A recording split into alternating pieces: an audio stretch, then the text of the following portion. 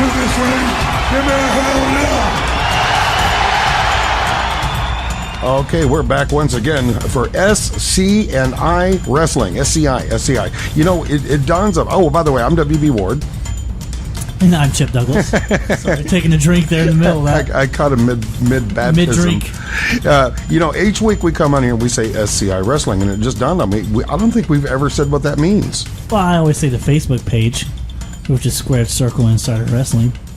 You know, I'm one of these people that kind of think, I don't know if people can put two and two together. So it's Squared Circle Insider Wrestling is what that means, SCI Wrestling. My fans are intelligent. They can figure it out. They are. Now, you know, that's an interesting, believe it or not, you just brought up an interesting point. In the grand scheme of things, we are in this mass uninformed universe of people. But pro wrestling fans do tend to be rather well-educated people.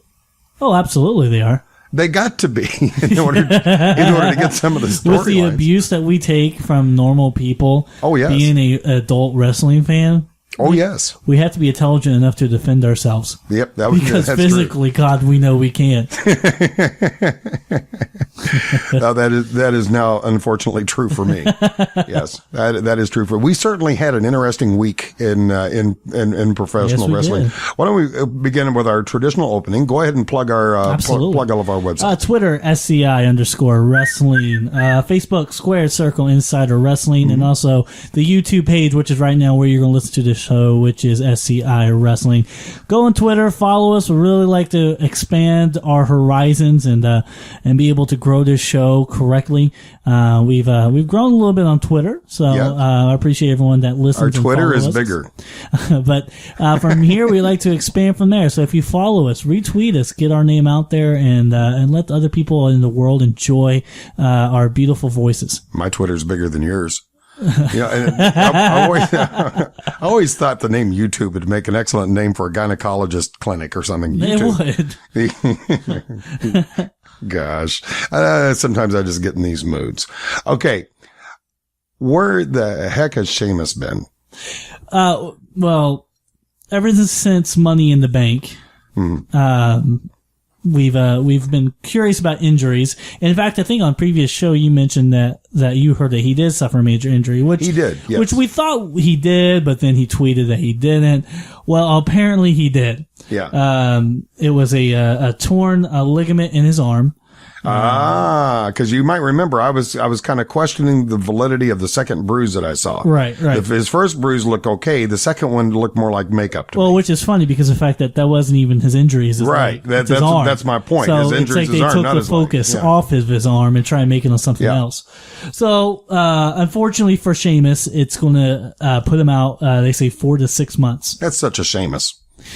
It is indeed. However, while he's gone, is there a chance of someone else filling in? Who could fill in? Well, maybe not filling in for him, but somebody coming back, possibly? Well, funny you mentioned that. Yes. I don't think it will be within the realm of possibility soon. Mm-hmm.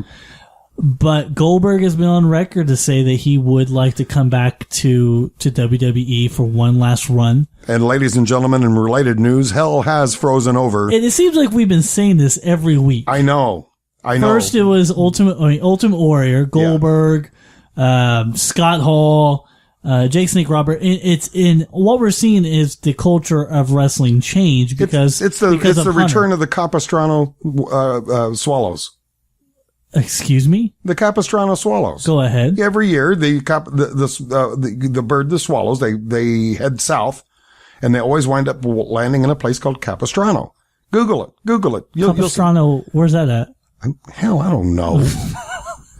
I'm cultured. I'm not educated. You're full of empty information. Yeah. It's somewhere south of the border. Yeah, but we're seeing Hunter being the real face of the company now. With him slowly but surely taking over the company, we're starting to see more wrestlers that really probably weren't the biggest Vince McMahon fans. I wonder how Shane feels about that. What do you mean? Well, we had Vince McMahon Sr. followed by Vince McMahon Jr., and it would almost seem to be logical to pass it on to the next son in the family. He didn't want it. So you don't think there's any problem there then? Okay. No. It's interesting Stephanie would take it, though. Exactly. I mean, I agree. I think it is kind of strange that she would be the one that ended up taking it, but apparently she's the one that ended up with the love of the business. Well, she's got bigger balls than he does. She has something way bigger than him. Husband. Okay. Well, okay. I wanted to finish my thought. Yeah, I'm glad you did, because my mind was racing. But speaking of big guys, Goldberg, definitely one of my favorite wrestlers of all time. Mm-hmm. Really loved him. You could see me in an episode of WCW Nitro holding up a giant Goldberg banner when Goldberg wasn't even in the building. But that's how big of a Goldberg fan I was. Now, it's not just because he's from here in Tulsa, is it? No. Okay. No, I mean, I started liking him even before I even knew he was from Tulsa. Yeah.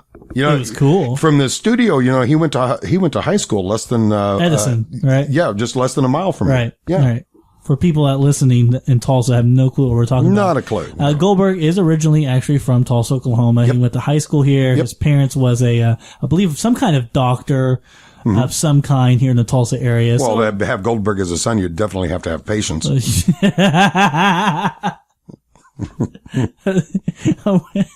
that the way the show's going to go? I think so, Poor yes. Marcus. Okay. And so, anywho. Yeah, anyway, back on track. Yes. And, what do you think of Goldberg? I mean, he's okay. I mean, I'm very proud, of course, a local boy does good. I think he's a good wrestler. I think there are some that are far better. I think the audience tends to, put way too much, glory to him. I really do, especially when they get into the Goldberg chants and they keep his legacy alive. I don't find anything necessarily wrong with it. I just don't think he does anything to really live up to it. I gotcha. Okay. Gotcha. All right. Now, I'm looking down your rundown sheet. Is Hogan doing another movie? No. I don't know if this is true or not. I saw this online and I thought it was interesting, but apparently there's going to be a movie based on Hulk Hogan's life. No. Yes. Based on his life? Based on his life. Well, now I happen to be good friends with a writer who about a year or so back began writing a book that had stories very similar to the Paul Harvey Rest of the Stories. Yeah. And one of the stories that this really handsome, dapper writer has already written in there is a story of a young man named Terry Bollea. Who was really quite a runt and was easily mowed over by his schoolmates. And this book is supposed to be all together here. It's probably going to be about 2 years down the road.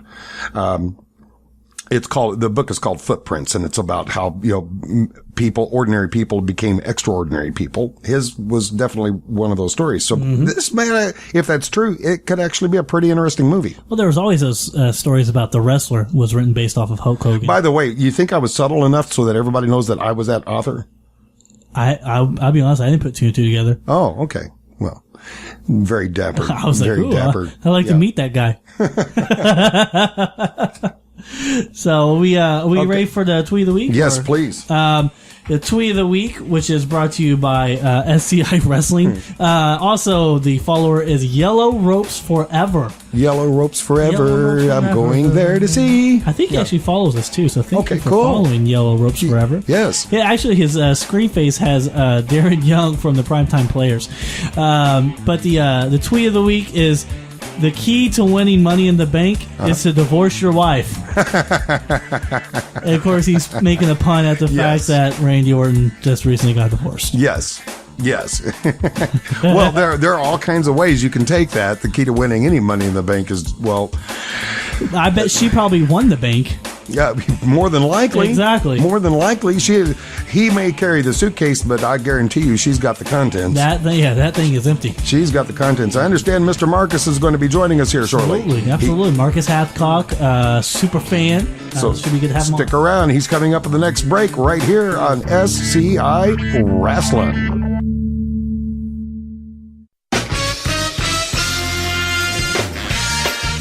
This is a test to find out if you know it all when it comes to children. Time starts now. Name one of the leading killers of U.S. children age 1 to 13. What's the best way to protect children in a car crash? At what age and size should a child start using a booster seat? Where can you find the answers to these questions? Car crashes are one of the leading killers of U.S. children. Many of those deaths could be prevented by making sure that kids are in the right seat for their age and size. Don't assume you know it all when it comes to car seats for your child. Go to safercar.gov/the-right-seat and know for sure. That's safercar.gov/the-right-seat. Brought to you by the National Highway Traffic Safety Administration and the Ad Council. If you enjoy Ward's Daily Almanac on the radio, chances are you'd love Ward's Daily Almanac in book form. Now, WB is working on this, but needs your help. To donate, search for Ward's Daily Almanac on Kickstarter.com or go to WBWard.com and click on the word Kickstarter. There you can watch a video about the project and learn about great rewards for giving. That's Kickstarter.com and search for Ward's Daily Almanac or WBWard.com and click Kickstarter. Okay, forest animals, kids are coming to the forest, and it's up to us to make their visit a good one. Sparrow, have you practiced the most popular bird songs for the year? Of course. Catchy. I like it. River, how's the temperature? It's a refreshing 52 degrees, man. I love it. Turtle. He's not here yet, man. He's late every morning. Okay. Squirrel. The forest has been preparing just for you. To learn more about cool things to do in the forest, visit discovertheforest.org. Brought to you by the U.S. Forest Service and the Ad Council.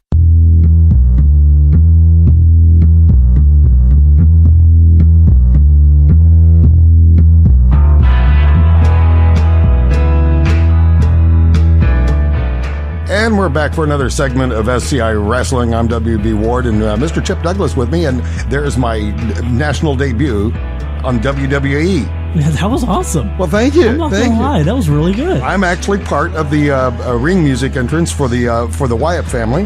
That cowbell that you just heard, that's me. That's me. I need more cowbell. It's me. It's more cowbell. It's me. It's me. It's Ernest T. Incidentally, in full disclosure, though, if you watch WWE Raw coming up this Monday or on SmackDown on Friday, and you hear them play that theme music, you're not going to hear the cowbell. I just put it in there, so this show is the only place where you can hear that, unless somebody in Connecticut listens to that and they think, hey, that's pretty cool. We need to keep that. Great idea. And then they take it. Okay, we have with us on the line Mr. Marcus Hathcock. Mr. Hathcock, how is you today, sir? I'm great, man. How have you guys been? You know, we've been living the dream, really. That's about it. I hear you. I hear you. Good to have you back on the show. It's good to be back. Okay, now Mr. Chip gave us all an assignment, and this for me was quite a challenge. And Chip, why don't you go ahead and reveal exactly what our big assignment was for this week? Well, the big assignment, which we're going to talk about in the third segment, is going to be the best wrestlers to never win a world title. Okay. And what I mean by that is who's never won a WWE title or a world heavyweight title, and that's the way we're going to go based off of. They might have won AWA or Mid-South heavyweight title, but we're not going to really focus on those as much as we are the two major ones. Okay, and coming up with that was really kind of challenging because professional wrestling has more titles than a Star Trek franchise. That's true. That's true. But did you get a chance to watch Raw this past week? Yes, I did. How about you, Mr. Marcus? I did. I caught a lot of it. Okay. You didn't see the whole show? I didn't finish it, no. Okay. I think between the three of us, I'm the only one who actually watches the entire thing in one sitting. I watched the whole thing. Oh, you did this week? Yeah, well, I did last night. I said in one sitting. Okay, yeah, I did not do it in one sitting. Okay. It's 3 hours. Well, it is. It's 3 hours. Yeah, Monday Night Raw is a commitment. That is true. It was kind of nice. You and I were talking about this last week about storylines beginning to repeat, and actually this week I counted 2 more repetitions of old storylines that WWE is now regurgitating, and it's just a shame that the name the Barber was already taken by a well-known superstar, because they could now be giving that name to Wade Barrett. No way. I think that was a random creative moment to where Vince goes, I need someone to cut his hair. Wade Barrett, you're not doing anything. Come on down. Come on down. Get the shares, and that way he could make Daniel Bryan, are you ready for this? Yeah. Barrett. Thank you, ladies and gentlemen. I'm here all week. I don't know. I liked the bit myself. I thought the bit was good. I like it was all right. And when we talk about repeat storylines, you're looking at Daniel Bryan trying to be the corporate guy, and it's almost they're kind of playing off of when they did the Attitude Era, when they tried to make Mick Foley, when they made believe him to be the corporate guy. But of course, Daniel Bryan ended up, saying, fear the beard. There ain't no way about it. Fear the beard. But yeah, the weird part to me about the whole segment was having Wade Barrett come out like he's a professional barber. Yeah, well, they mentioned something about his dad's a barber. Yeah, that's stupid. What did you think, Marcus? It was all right. I liked the whole thing, him in a suit, and the only real thing they did was put his hair in a little ponytail. But Wade Barrett was kind of random. I think I'm the only Wade Barrett fan here. No, I love Wade Barrett. I love Wade Barrett as a performer. Barrett. Oh, okay. But not as a. I mean, because that to me that was like. You could have had Darren Young or Titus O'Neil do that. Why on earth would you use a talented wrestler who now could be great? You answered your own question right there. I mean, if you're sitting there thinking with the lines of who do we choose? Do we choose Wade Barrett or any of those two schmucks you just mentioned? It's a no-brainer. I mean, why in the world would you want to choose any of those two? And besides, they're probably going to be pushing Wade Barrett coming up here anyway. And you know what? I bet Bruce Bar Beefcake wouldn't be that expensive. I'm just throwing it out there. Oh, that would have made a nice little cameo. That would have been awesome. That would have made a nice cameo. Okay, now the next match we want to talk about is something you and I predicted like 3 weeks ago. Yeah. This to me was as obvious as a cockroach on a white carpet, and that was with Del Rio turning against Rodriguez. Yeah. I mean, I saw that, but it was still kind of fun to watch. Right. It was really entertaining. I was excited to see Rodriguez back doing the ring announcing. We kind of saw this one coming, but yeah, it was cool. It was really cool to see. Apparently, WB Creative has some kind of faith in Del Rio going by himself. And I kind of always looked at Rodriguez as being a human slinky. Why is that? Basically useless, but really fun to watch go down a flight of stairs.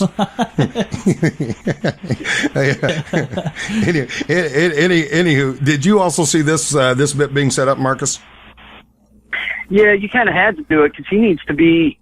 Del Rio needed something to make people hate him, and I like Ricardo. I think he's hilarious. It was kind of it's kind of a good thing. Get him some good heat that way. Well, if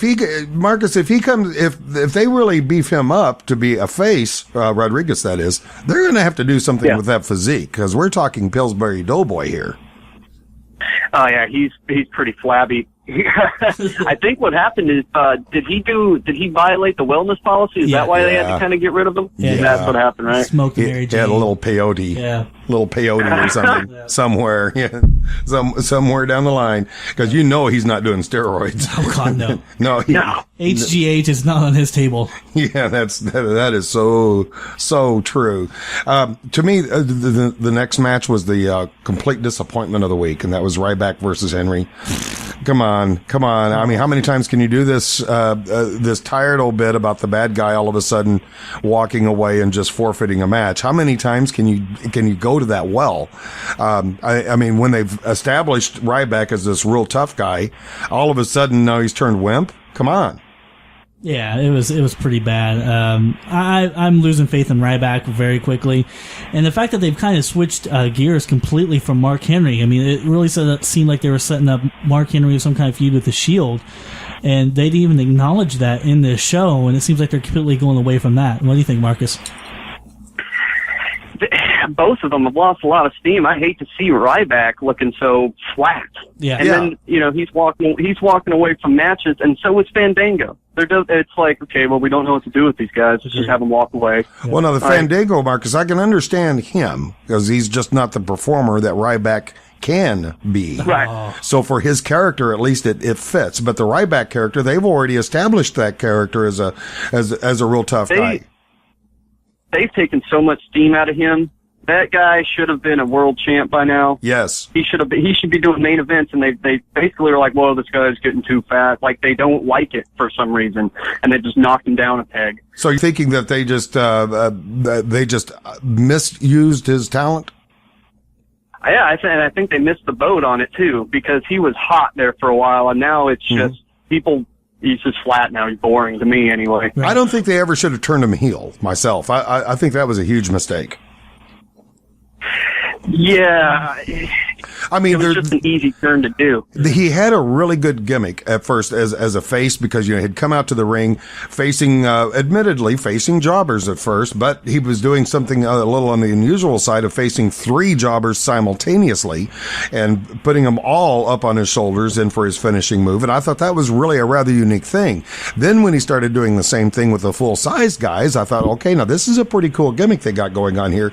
And the Feed Me More, the fans were, no pun intended, they were eating that up left and right. And all of a sudden, they just kind of pulled the plug on that. And I think, Marcus, you nailed it really good when you said, you nailed it right on the head when you said they really took the steam out of it. Because I think that's exactly what happened once they turned him heel and have him walking away from matches. It seems like the wrestler who was saying, feed me more, all of a sudden has become anorexic. Yeah, it was. That's true. Yep. That was well said. I'm going to write that down. That was pretty darn good. I'm impressed. I'm sorry, I lost my train of thought. I'm impressed. That was good.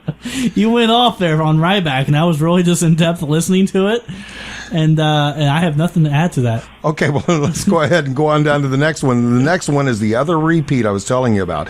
Because, and Marcus, in case you missed last week's show, one of the things that I brought up was they started to go back into the well of past WWE gimmicks, and all of a sudden they're bringing things back almost in the exact same words. For instance, the phrase ruthless aggression, as I pointed out to Chip last week, that has not been used that I can recall since Kurt Angle was in the ring and challenged anybody to come out to the ring from the back who can show the ruthless aggression to defeat him. And of course, that was the introduction to John Cena. And that was, of course, many, many years ago. But I remember that distinctly, them using that phrase. Now, all of a sudden, here we are in the year 2013, and it's now becoming another phrase again. But Monday night, we saw once again a dip into the Gulf of Mexico. With the between Cody Rhodes and Sandow, with Cody throwing the briefcase into the Gulf of Mexico. Where were they playing that night? Do you remember? I don't know. Was it Corpus Christi? Do you know where they're at, Marcus, by any chance? They were in Texas somewhere, I think. But I not only did they repeat the gag, but they did the same gag that in the very same place. I recognized the set, and I think the wrestler, the first time they did that was Kane. If I remember correctly, I believe it was Kane who took the dive into the Gulf of Mexico the last time they were down there. Whoa. And now they're going right back. About? Well, no, this was years and years ago. But coming up 2 weeks ago in Raw, of course, Sandow jumped into the Gulf of Mexico, saying the same thing that Kane did a number of years back, saying, I can't swim. And he's in there, and it's just like the same song, second verse. And this bit about Cody Rhodes coming up this week, bringing back, okay, I went into the Gulf of Mexico and I pulled the suitcase out from the bottom of the Gulf. What? What? Are you kidding me? Okay. But they had to, I guess I have to cut them some slack because I guess they had to bring it back because they had taken a poll on WWE.com. And the question was, should Sandow still be able to claim the title? And everybody was saying no, because he no longer has the contract. So the audience themselves was saying, no, you guys screwed up the storyline when he physically had the title taken away from, or the contract taken away from him. So they had to do something to get the contract back. So they came up with this screwy idea of, I know, we'll send Cody Rhodes to go deep sea fishing and find the spot where the suitcase sank, and we know the currents would have not carried it away by now. Okay. What do you think, Marcus? Yeah, it's pretty funny. Maybe they're just trying to get some old Attitude Era fans back, or maybe they think nobody remembers it from that long ago. Well, I do. I do, and I do too. I'm an old man who's had 2 strokes and short-term memory loss, and I remember these things. In all fairness, the bit about me remembering the exact phrase "ruthless aggression" was because I just, not too long ago, I happened to see the YouTube clip of that very incident. Oh, when of Angle versus Cena? And it just so happened within the next week or so is when I heard them repeating that same phrase all over again on Monday Night Raw. So I don't know. I'm not willing to classify this as being a coincidence. Yeah. I think they're just running out of ideas. And they need us up there, by golly, to figure out what to do next. Okay. we had probably a combined weight of over 2,000 pounds in the ring between the Wyatt family and tons of fun.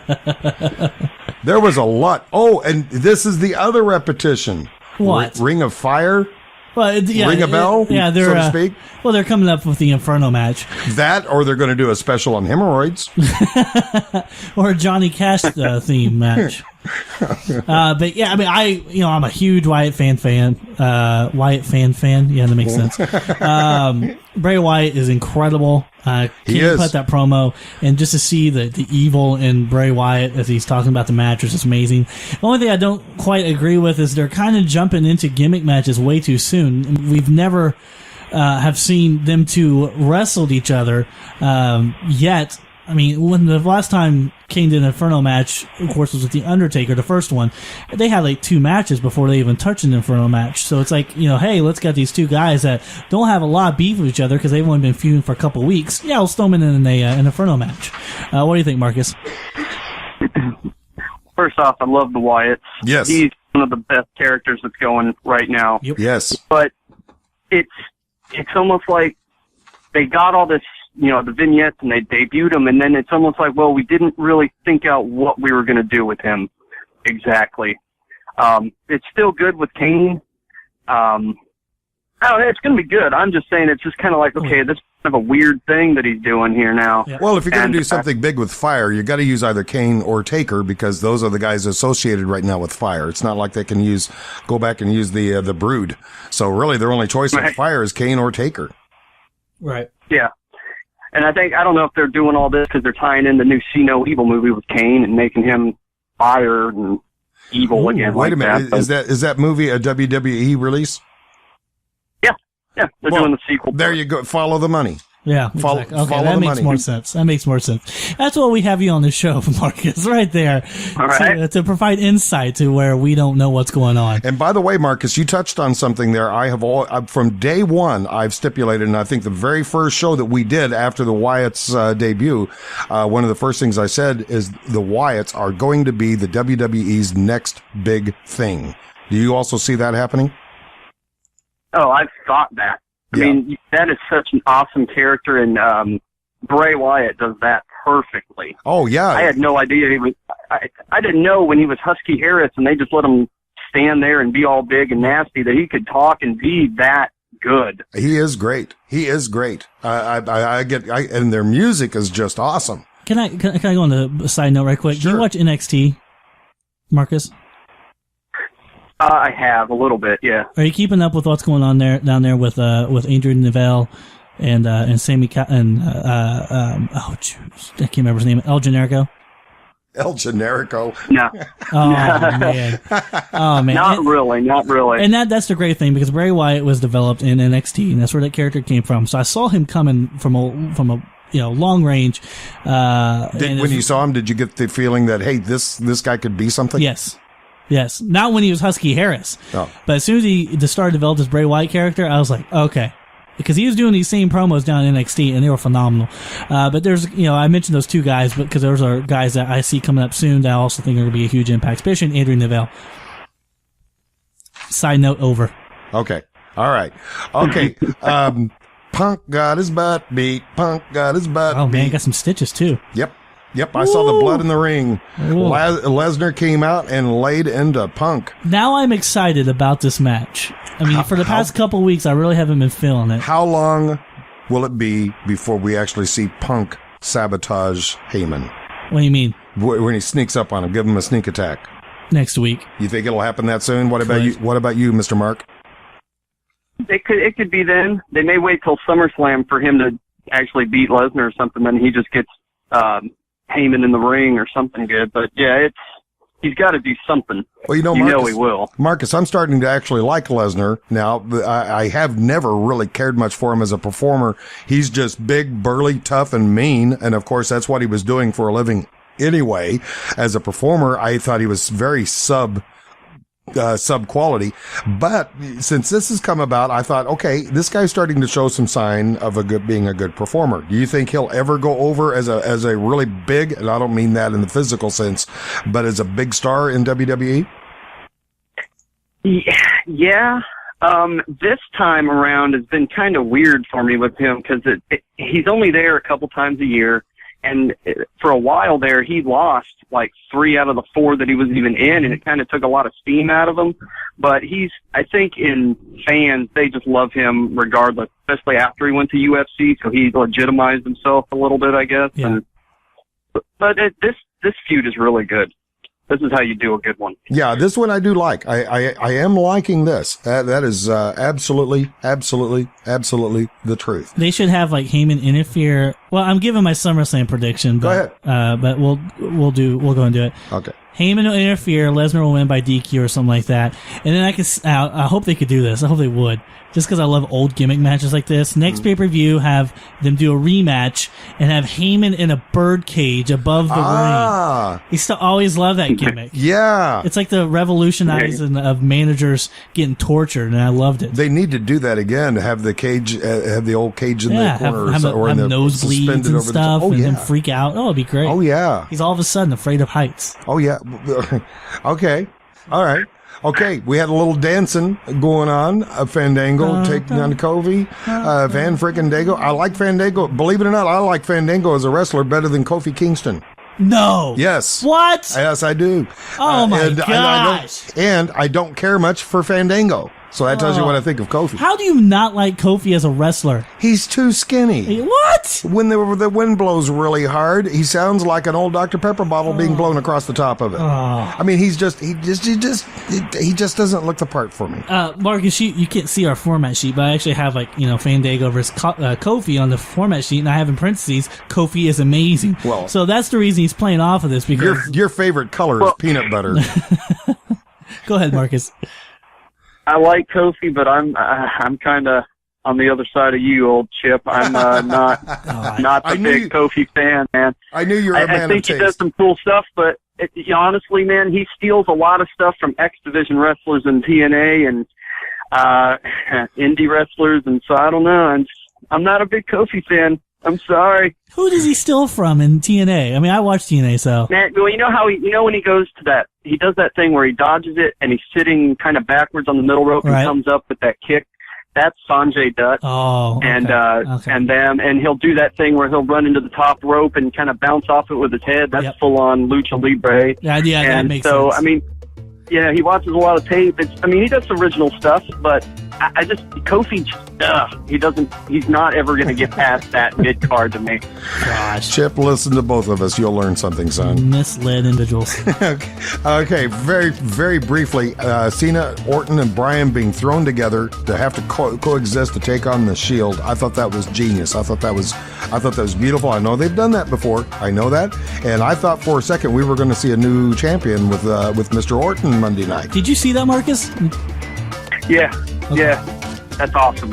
I thought they handled that well. I do like the way, my opinion of WWE has not been very good, but here as of late, it's been improving because I'm thinking the people who should be heels are becoming heels, and the people who should be face are becoming faces.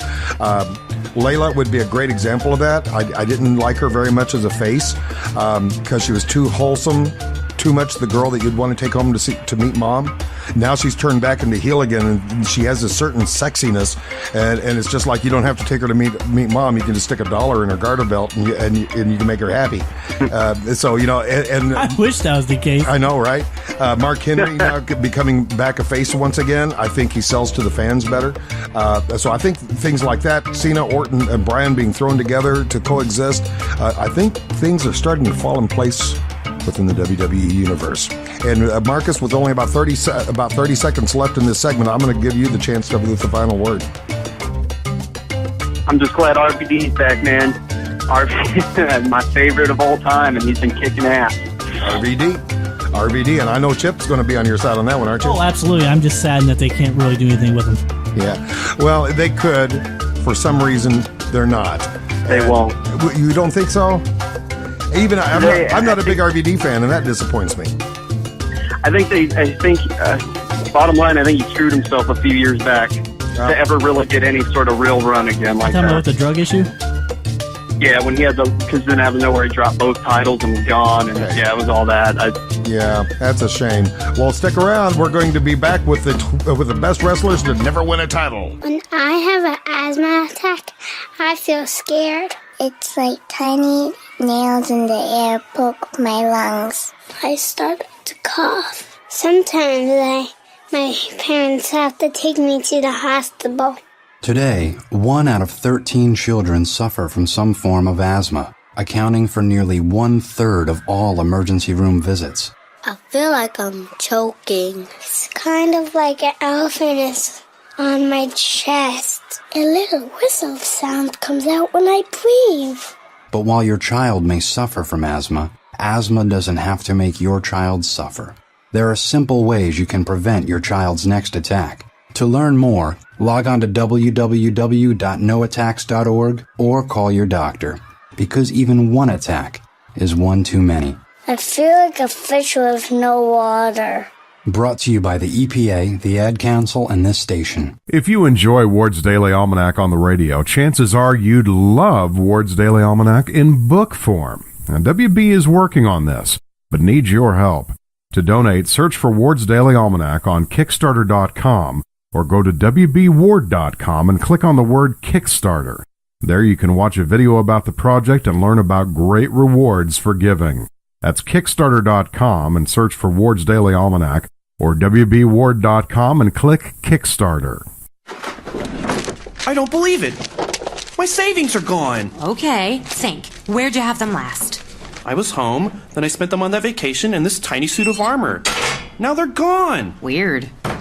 Weird? Not really. Not saving now means no money later. Put away a few bucks, feel like $1,000,000. For free ideas on ways to save, go to feedthepig.org. That's feedthepig.org. Oh, I broke his little gauntlet. Oh, no. This message brought to you by the American Institute of Certified Public Accountants and the Ad Council.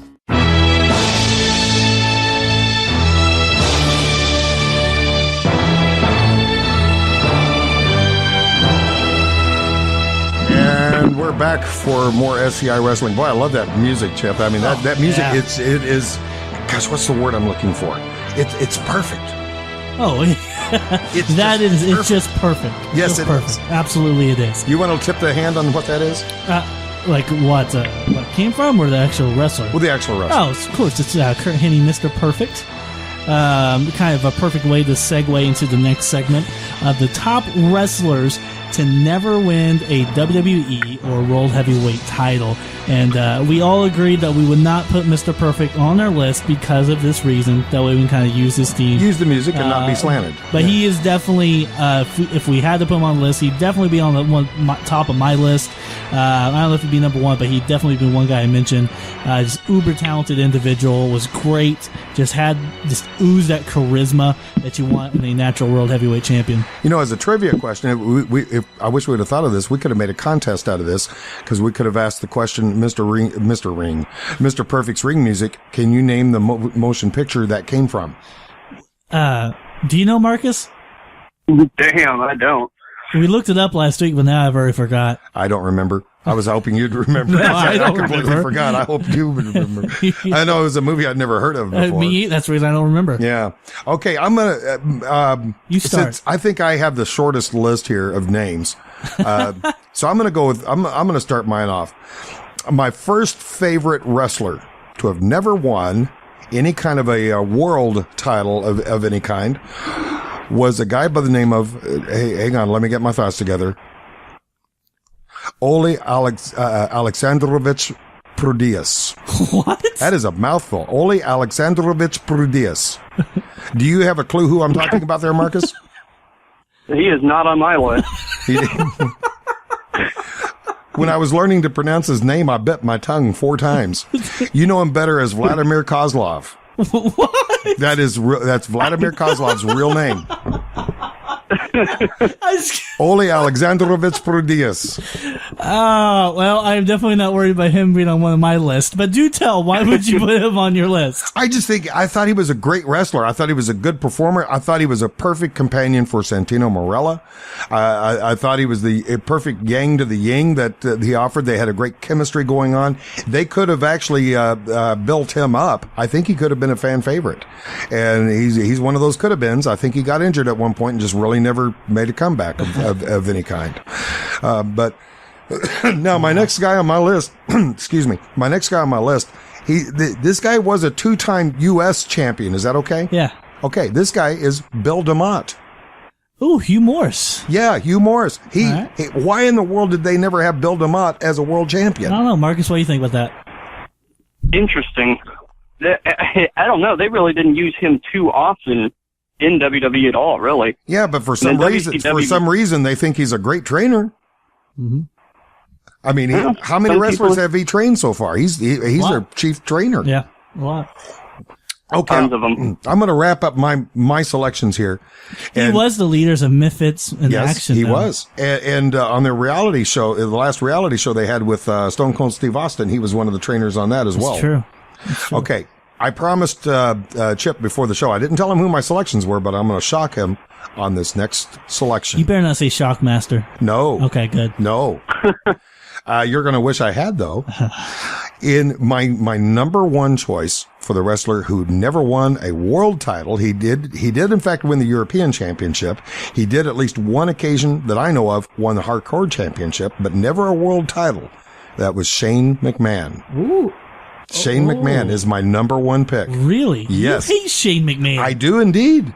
I like his sister. His sister's hot, but I'm not a big Shane McMahon fan. Wow. In spite of that, I think they should give him a world title. Really? Yes. I don't know. Marcus? Those all three are very interesting picks there. Shane is Shane. He's being nice. Shane, I could see maybe that they could have worked in the storyline. Yeah, I guess. Sure. Why not? But I'm surprised you haven't asked me why. Oh, you asked me why about Bill DeMott and Vladimir Kozlov. Why, Bill? Or WB? Because of the fact, that's okay, call me Bill. WB is what I'm known by, but it's just because of all the wrestlers I could have picked. He's the perfect one if I'm wanting to brown nose to somebody. That's it. All right. That's it. I can see that. All right. One of you two go next. You want to switch back and forth, Marcus? Sure. Yeah, you can go first. All right. Let's start here. Unfortunately, death cut this guy short, and my first pick's going to be Owen Hart. I loved Owen Hart. Owen Hart really could have. I think they were going to probably do it, but unfortunately, he passed away. But Owen Hart, I think, is one that definitely he was certainly well liked among the wrestlers. That's all you hear about is how great he was. Yeah. I'm ashamed of myself. I didn't think of him. All right. I'm sorry, I was writing down what you said. That way I won't have to repeat them. He actually wasn't one on my list, believe it or not. Really? But this one was, I can't remember if he ever held any other minor championships, but it's kind of the same situation. He got in a tragic car accident, and it kind of, ended his career really early before he could have a world heavyweight title run in NWA, and that's Magnum TA. Oh, yeah. Yeah. Magnum TA was a phenomenal talent, one of those baby faces that was working the Four Horsemen back in the 80s. Man, you talk about a fan favorite. Oh yeah, he was very over. Unfortunately, he was kind of living the fast life in the Corvette, and a car accident kind of paralyzed him. And you think the character that he was portraying may have fueled into that, so to speak? Oh, absolutely. Absolutely. I mean, you have all the money in the world and have life at your hands, and it's real easy to get carried away like that. Yeah. Go ahead, Marcus. With another pick, let's see. All right. This guy, back in the 80s, of course, Hogan had that stranglehold on the title, but this guy was the only one that really could have taken it from him and been legitimate, because there was no WrestleMania without Hulk Hogan. There was also no WrestleMania without Roddy Piper, man. Oh, there you go. There's the one. Oh, if anybody was going to take it, it would have been Roddy during that time. He was the perfect one to take it, have Hogan chase that belt back, because it was already making millions. I thought Roddy was the guy. I thought the Rod had a world title. No. He did not? Never. No. Wow. Intercontinental, that's it. Yeah. Oh, that's right. That's what it was. Yeah. Okay. Yeah. I knew he had some kind of belt. Yeah. That was definitely one on my list. I mean, just one of those phenomenal performers that never saw the world heavyweight title. I thought they could have given it to him back when they brought him back for WCW to feud with Hulk Hogan back in the NWO. I figured they might put the world heavyweight title on him then, but it didn't happen even then. And as a little personal side note, Rod, first off, if you ever get the chance to meet him, there are two things that will strike you about him. Mr. Piper, first off, is a very gentle spirit. He's one of the most polite individuals I've ever met in my life. And when you shake his hand, you'll be disappointed because he has one of the most gingerly handshakes I've ever had in my life. Yeah. It's not a firm handshake at all. It's very, I just felt weird. After that. I mean, he's a great guy. I don't want to take nothing away from him. I'm a huge Roddy fan, but shaking his hand, yeah, that was not the most masculine thing I've ever done. All right, now on to one of mine now. This guy was definitely an Intercontinental Champion. Once again, one of those guys, he died before he really should have, but he was kind of done with wrestling anyways, and that was Ravishing Rick Rude. I see. Yeah. Yeah, Rude was good. Rude was one of those guys that just once again had that. How did he die? I think he just heart attack. I don't think it was anything drastic. I think it was just a heart attack. Probably just all the years of self-medicating and stuff like that, just being on the road all that times. But he was one of those guys that was very good at making baby faces look really good in the ring. I know the wrestlers loved working with him because they made him look good. Oh, absolutely. Absolutely. And he was one of those guys to really put Ultimate Warrior way over. Yes. Along with Teddy DiBiase, which isn't on my list, but he would be definitely another one to put on my list. But yeah, Ravishing Rick Rude, great performer. Always enjoyed watching him work and loved booing him. He's one of those guys that's loved booing. Mr. Marcus, we're back in your corner of the ring. All right. Let's go with a weird one. I like this guy. I've always thought this guy was one of the most underrated guys, and I think at a time he could have really had a good run. One of my favorites. You may not agree, but I'm going with Goldust. That's right. Goldust. Goldust. Speaking of strange handshakes. Goldust. Yeah. Wow. You know, actually, I agree with that. But as Goldust or Dustin Rhodes? As Goldust. As Goldust. As long as they would keep the gimmick going, as long as they would be consistent, I would have to agree with that. Well, I mean, because I was a huge fan of him when he was the Natural, when he was back when he started WCW, when he was the Natural Dustin Rhodes. And I could definitely see it then. But man, Goldust. Wow. I like that. Not bad, Mr. Hathcock. Yeah. Let's see here. I'm trying to think if I have anyone really weird on my list that I can bring up now. Anything weirder than Shane McMahon? No. I still think Stacy Keibler should team up with Hornswoggle so they can call him the Keibler Elf. Okay, let's go with this one. Brian Pillman. High flying Brian Pillman. I thought about having that on my list. Yeah. One of those guys. I mean, I remember him from WCW back when he was wearing the Bengals trunks, and he was just a phenomenal performer. One of my favorite matches of all time is watching him versus Jushin Thunder Liger. When those two were just going back and forth doing high flying moves. Just a great all around performer. I know he died early, but he really wasn't wrestling a lot when he came to WWE. When he was with the Hart Foundation, he was more of just kind of a figurehead and mic guy, more than anything. But I think it might have to do with an injury. But definitely one of those performers in my mind that definitely could have had a world championship down the line. Now, wasn't he part of the tag team with the Killer Bees? No. Okay. I'm thinking of something that was else. before. Okay. Killer Bees were before him. What's the next on your hit list, Mr. Mark? Let's go with, all right, here's a good one. Just one of my favorites. I think he was one of the best big men ever. He could have definitely held the title. Bam Bam Bigelow, baby. Oh, yes. God. I loved him, man. Yes. You don't see a 450-pound guy doing moonsaults. And he was genuinely a very, very good performer. Absolutely. Yeah. Absolutely. Can you name the comedy movie in which he had a cameo appearance? Go ahead, Marcus. Major Pain. Yes, it was. I'm looking at the DVD. I can see it right from now. here. I was just looking over there when you said that. I'm going to take this foot and put it inside of your face.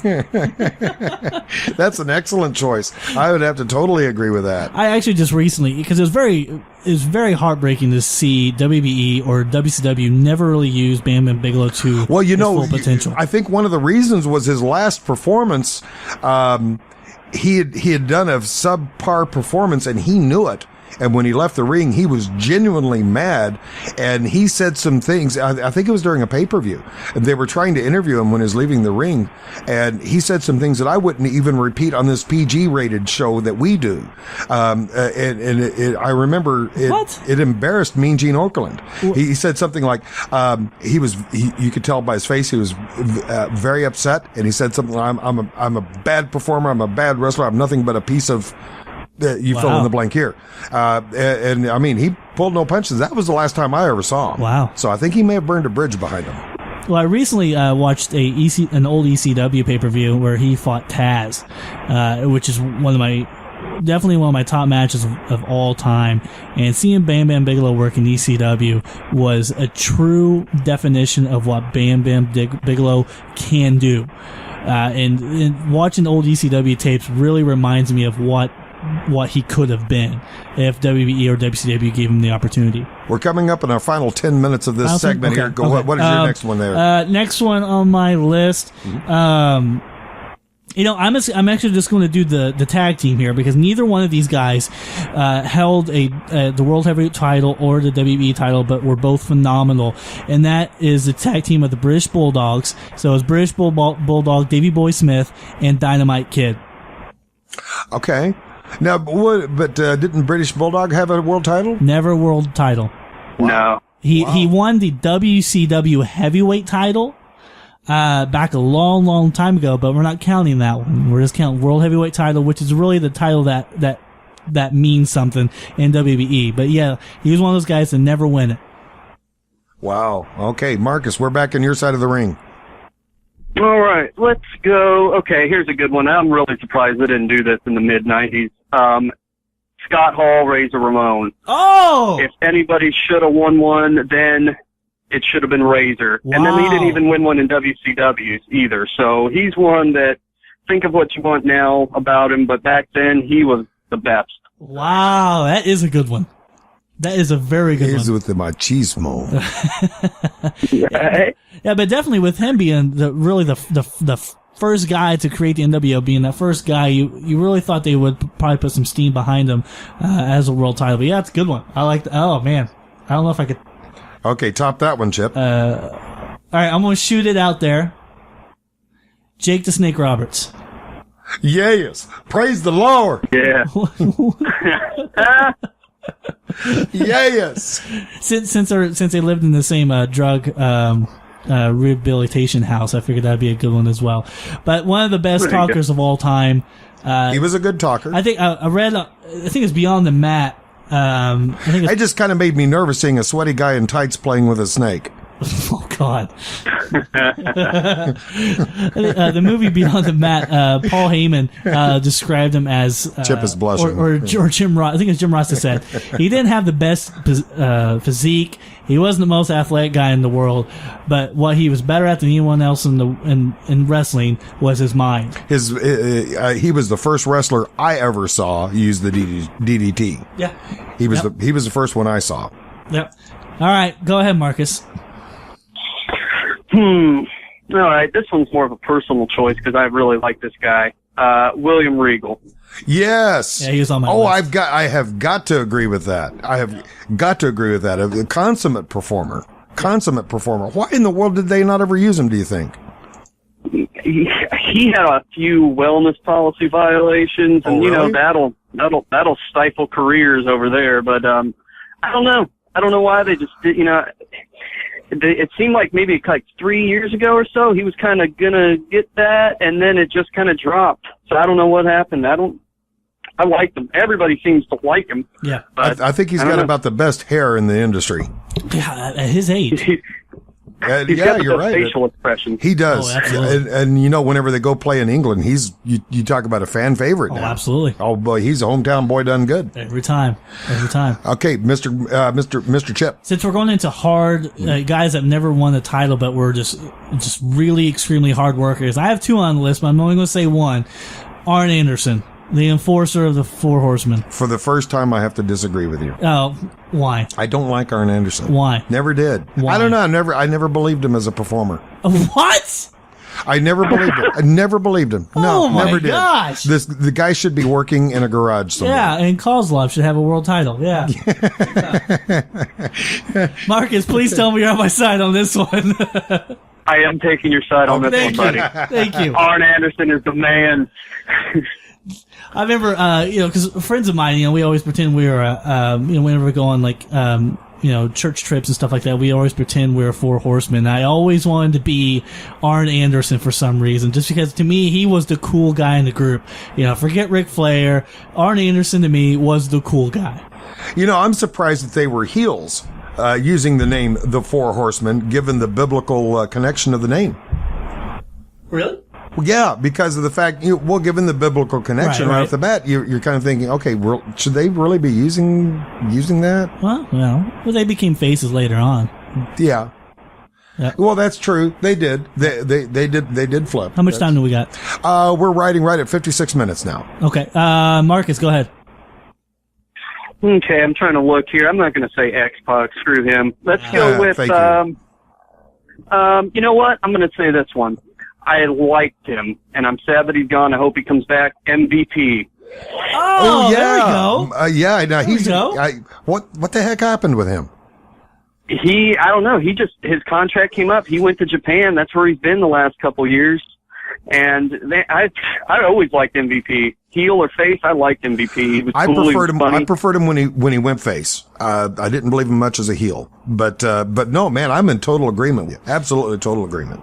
And there's a lot of rumors going on with MVP of a comeback. I've heard on another podcast that he was on that he's pretty much kind of done with Japan for the most part, just because of the travel that he has to do.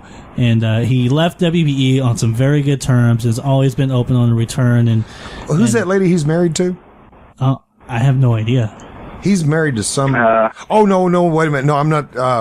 I'm thinking of the lawyer guy. I'm sorry. Lawyer. Yeah.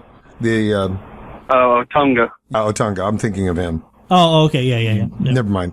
Wrong guy. Yeah. All right. See, I got another one a couple more on my list, but see if we can get them in. We got time. Go ahead. Okay. One of the hardest, and I probably should say this name for a different show as most underrated wrestler of all time, because we're basically sprouting those out, Marcus. But Bobby Eaton. Beautiful Bobby Eaton. Nice. Beautiful Bobby. Nice call. He wasn't very beautiful, though. He was not very beautiful at all. No. He looked like the back end of a dead rhinoceros. That's being nice. Yes. But one of the solid performers of all time. Just one of the hard workers. And at some point, his reward and his hard work should have been rewarded with a heavyweight title. It just never became to fruition. I think we have enough time here, Mr. Mark, for you to have the final word. So what say you on your next selection? Make it a good one. Well, since we went Four Horsemen, let's do Tully. Yeah, Tully Blanchard, yes. Yeah. I was more of a Tully fan than an Arn fan, though. Tully was cool, man. Tully was so cool. I was always more of an Arn fan, but I could always see Tully being the one to kind of break off from the Horsemen and feud against them and be a world champion. I have to totally agree with that, man. Now you're going back old school. Absolutely. Old school. Now of all the selections that were made between the three of us, you know what the one that impressed me the most? Which one? The fact that I could pronounce Ole Alexandrovich Prudias. The fact that I could pronounce that without ever stuttering over that name just impressed the absolute dickens out of me. I should be up there for a world title. And speaking of old school, I just want to say it right now. Sure. JYD. Junkyard Dog. Absolutely. Good call. Tim got to wrestle him. Did he? Yep, Tim got to wrestle him on a couple of occasions. Okay, man, I tell you what, this has been one fast hour. And Mr. Marcus, my friend, you always add a certain finesse. Certainly appreciate your cooperation here, sir. Yeah, no problem. Thanks for having me again, guys. All right, man. I'm going to go ahead and drop off the phone call here, but we got just a couple of seconds left. I'd like to invite everybody to check us out on Twitter, Facebook, YouTube. Facebook especially. What was the Facebook address? Squared Circle Insider Wrestling. Twitter, SCI_Wrestling. And that's the same thing for YouTube as well. Okay. So be sure to join us back here next week. We got some more great updates coming your way.